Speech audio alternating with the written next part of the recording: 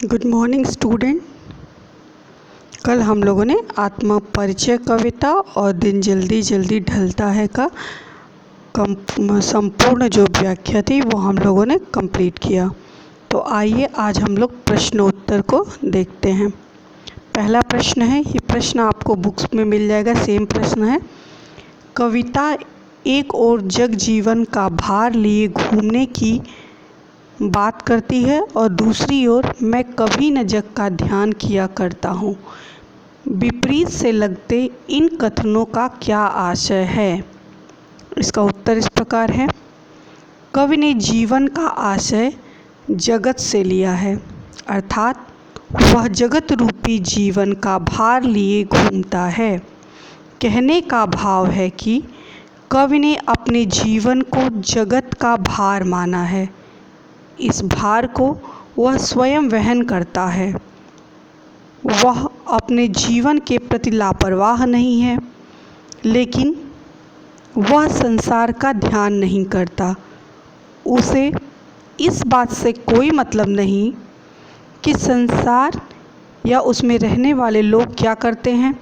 इसलिए उसने अपनी कविता में कहा है कि मैं कभी न जग का ध्यान किया करता हूँ, अर्थात मुझे इस संसार से कोई या किसी प्रकार का मतलब नहीं है।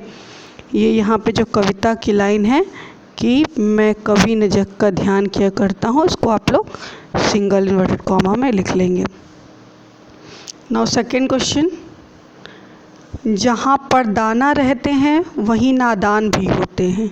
कवि ने ऐसा क्यों कहा होगा? दाना, इसका आंसर है दाना का आशय है जानकार लोग, अर्थात सब कुछ जानने वाले और समझने वाले लोग। कवि कहता है कि संसार में दोनों तरह के लोग होते हैं, ज्ञानी और अज्ञानी, अर्थात समझदार और नासमझ दोनों ही तरह के लोग इस संसार में रहते हैं। जो लोग प्रत्येक काम को जानबूझकर करते हैं वे दाना होते हैं, और जबकि बिना सोचे विचारे काम करने वाले लोग नादान होते हैं। अतः कवि ने दोनों में अंतर बताने के लिए यह ऐसा कहा है। इस प्रकार ये दूसरे प्रश्न का उत्तर हो जाएगा। आपका तीसरा प्रश्न है, मैं और जग और कहाँ का नाता पंक्ति में और शब्द की क्या विशेषता है? उत्तर, इस कविता में कवि ने और शब्द का प्रयोग 3 अर्थों में किया है। इस शब्द की अपनी ही विशेषता है, जिसे विशेषण के रूप में प्रयुक्त किया गया है।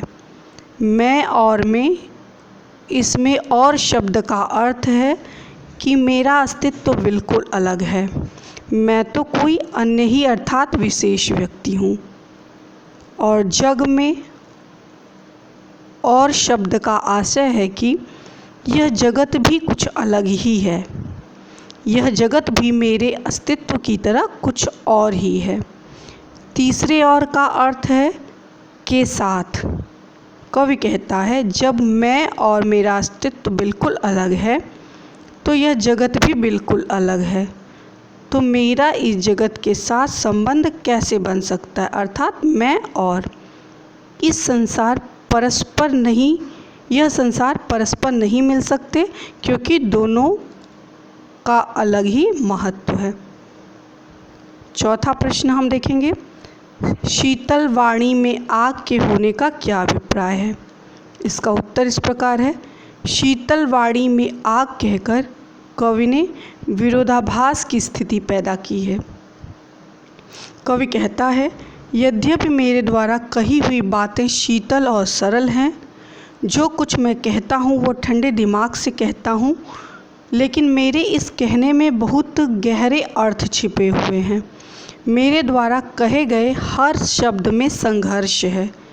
मैंने जीवन भर जो संघर्ष किए हैं, उन्हें जब मैं कविता का रूप देता हूँ तो वह शीतल वाणी बन जाती है। मेरा जीवन मेरे दुखों के कारण मन ही मन रोता है, लेकिन कविता के द्वारा जो कुछ कहता हूँ उसमें सहजता रूपी शीतलता होती है। इस प्रकार 5वां प्रश्न है, ये दिन जल्दी जल्दी ढलता से लिया गया है। बच्चे किस बात की आशा में नीड़ों से झांक रहे होंगे? बच्चे से यहाँ आशय चिड़ियों के बच्चों से है। जब उनके माँ बाप भोजन की खोज में उन्हें छोड़कर दूर चले जाते हैं तो वे दिन भर माँ बाप के लौटने की प्रतीक्षा करते हैं। शाम ढलते ही वे सोचते हैं कि हमारे माता पिता हमारे लिए दाना तिनका लेकर आते ही होंगे। वे हमारे लिए भोजन लाएंगे, हमें ढेर सारा चुग्गा देंगे ताकि हमारा पेट भर सके। बच्चे आशावादी हैं। ये सुबह से लेकर शाम तक यही आशा करते हैं कि कब हमारे माता पिता आएँ और वे कब हमें चुग्गा दें यानी भोजन दें, आहार दें। वे विशेष आशा करते हैं कि हमें ढेर सारा खाने को मिलेगा, साथ ही हमें बहुत सारा प्यार और दुलार भी मिलेगा। इस प्रकार 6वां प्रश्न है, दिन जल्दी जल्दी ढलता है कि आवृत्ति से कविता की किस विशेषता का पता चलता है? दिन जल्दी ढलता है वाक्य की कई बार आवृत्ति कवि ने की है। इससे आशय है कि जीवन बहुत छोटा है। जिस प्रकार सूर्य उदय होने के बाद अस्त हो जाता है, ठीक वैसे ही मानव जीवन है। यह जीवन प्रतिक्षण कम होता जाता है। प्रत्येक मनुष्य का जीवन एक न एक दिन समाप्त हो जाएगा।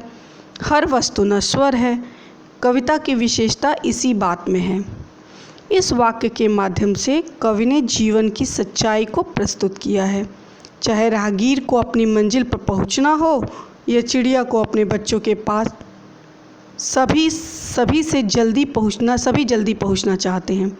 उन्हें डर है कि यदि दिन ढल गया तो वह अपने मंजिल तक उनका पहुंचना असंभव हो जाएगा। ये जो है ये सारे प्रश्न आपके बुक से लिए गए हैं। ये जो कुछ अन्य प्रश्न हैं, इन अन्य महत्वपूर्ण प्रश्नों का हमने संकलन किया है। आप लोग इसको भी एक बार अध्ययन कर लेंगे, पढ़ लेंगे। पहला प्रश्न है, कवि अपने मन का गान किया करता है से क्या अभिप्राय है? तो इसका उत्तर है, कवि कहता है कि मैं हमेशा अपने मन की बात मानी है। मैंने कभी अपने प्रति लापरवाह नहीं रहा। मैंने हमेशा वही किया जो मेरे मन ने कहा, लेकिन मैं अपनी दुनिया की परवाह नहीं की, इसलिए मैं अपने मन का ही गान करता हूँ। दूसरा प्रश्न है, कवि सुख दुख दोनों स्थितियों में मग्न कैसे रह पाता है? कवि कहता है कि मैं दुख में ज़्यादा दुखी नहीं रहता और सुख में ज़्यादा खुश नहीं रहता। मैं दोनों स्थितियों में सामंजस्य बनाए रखता हूँ। सुख दुख दोनों में एक जैसा माना है क्योंकि ये दोनों परिस्थितियाँ मानव के जीवन में आती रहती हैं। इसलिए कवि सुख और दुख दोनों की स्थितियों में मग्न रहता है। तीसरा प्रश्न है, कवि जग को अपने से अलग कैसे मानता है? उत्तर है, कवि कहता है कि मेरा और जगत दोनों ही अस्तित्व अलग अलग हैं। मैं कभी जगत के बारे में नहीं सोचता कि मुझे केवल मेरे से एक ही काम है, जगत से एक ही काम है। यह जगत मेरी ही तरह अपने में ही मस्त है। जब दोनों का अस्तित्व अलग अलग है तो मैं जगत को एक सा क्यों मानूं? अगला प्रश्न है, दिन का थका पंथी कैसे जल्दी जल्दी चलता है? उत्तर है, राह चलते चलते यद्यपि पंथी थक जाता है लेकिन फिर भी चलते रहना चाहता है। उसे डर है कि यदि रुक गया तो रात ढल जाएगी, अर्थात रात के होने से ही मुझे रास्ते में रुकना पड़ेगा। इसलिए दिन का थका पंथी भी जल्दी जल्दी चलता है। इस प्रकार यह 5वां प्रश्न है, दिन के जल्दी जल्दी ढलने से क्या प्रेरणा मिलती है? दिन के जल्दी जल्दी ढलने के कारण व्यक्ति सजग हो जाता है। वह जल्दी से जल्दी अपनी मंजिल पर पहुंचना चाहता है। जल्दी जल्दी ढलने की भावना के कारण व्यक्ति में स्फूर्ति आ जाती है। इसी कारण वह प्रत्येक कार्य समय रहते पूरा कर लेना चाहता है। नेक्स्ट प्रश्न है, पहली कविता की अलंकार योजना बताइए। दोनों पूछ सकता है, पहली और दूसरी, तो आप लोग इसको तैयार कर लीजिएगा। इसी को देख करके अगली जो दिन जल्दी जल्दी ढलता है कविता है उसका भी अलंकार नियोजन आप इसी तरह से कर लीजिएगा। कवि बच्चन ने आत्मपरिचय शीर्षक कविता में अनुप्रास अलंकार, पुनरुक्ति प्रकाश अलंकार, उपमा, रूपक, प्रश्न आदि अलंकारों का स्वाभाविक प्रयोग किया है। ये अलंकार थोपे हुए प्रतीत नहीं होते। इनका प्रयोग करना जरूरी भी था क्योंकि इनके प्रयोग से कविता के सौंदर्य में वृद्धि हुई है। तो इसी प्रकार आप दूसरा जो है दिन जल्दी जल्दी ढलता है काव्य नियोजन अपने शब्दों में तैयार करेंगे। कविता की जो कवि है उसकी भाषा शैली पर बताइए, भाषा शैली पे महत्व डालिए या प्रकाश डालिए। इस तरह से प्रश्न जो है बोर्ड में पूछे जाते हैं, तो आप इस पर ध्यान दीजिएगा। कवि की दोनों कविताओं की भाषा सहज, सरल और स्वाभाविक है। यद्यपि कहीं कहीं संस्कृतनिष्ठ शब्दावली का प्रयोग हुआ है, लेकिन वह कठिन नहीं लगता। भाषा में भावों को अभिव्यक्त करने की पूरी क्षमता है। भाषा शैली प्रभावशाली है। देशज विदेशज सभी तरह के शब्दों का प्रयोग कवि ने किया है। नेक्स्ट प्रश्न है, कवि ने किस शैली का प्रयोग किया है? आत्मपरिचय शीर्षक कविता में कवि ने व्यक्तिक अर्थात मैं शैली का प्रयोग किया। मैं जगजीवन का भार लिए फिरता हूँ, तो इस तरह से मैं शब्द का प्रयोग किया है। उनमें इस शैली का प्रयोग भाव के अनुकूल एवं सार्थक ढंग से किया है। इस शैली का प्रयोग करके कवि ने अपने बारे में पाठकों को सब कुछ बताने की कोशिश की है। ये 9th लास्ट क्वेश्चन है। दिन जल्दी जल्दी ढलता है कविता में कौन से रस हैं? इस कविता में मुख्यतः 2 रसों का प्रयोग किया गया है। एक तो वात्सल्य, जो चिड़िया वाला पैराग्राफ है, उसमें चिड़िया वाला जो स्टैंजा उसमें आप देखेंगे, और दूसरा श्रृंगार रस है, जो मुझसे मिलने को कौन विकल, तो ये वियोग श्रृंगार हो जाएगा। इन रसों का प्रयोग करके कवि ने कविता के सौंदर्य में वृद्धि की है।